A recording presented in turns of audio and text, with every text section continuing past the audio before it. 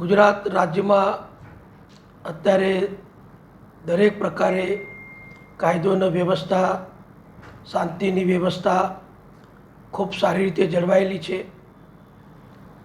રાજ્યના ખેડૂતો અત્યારે ખેતીની મોસમમાં ખૂબ સક્રિય છે.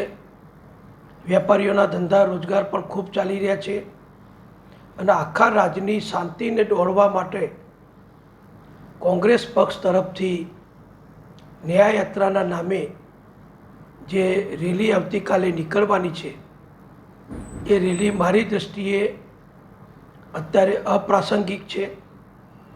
રેલીનો જે નિમિત્ત કોંગ્રેસે રાખ્યું છે, જે હેતુ રાખ્યો છે, એ હેતુ પણ અત્યારે અપ્રાસંગિક છે.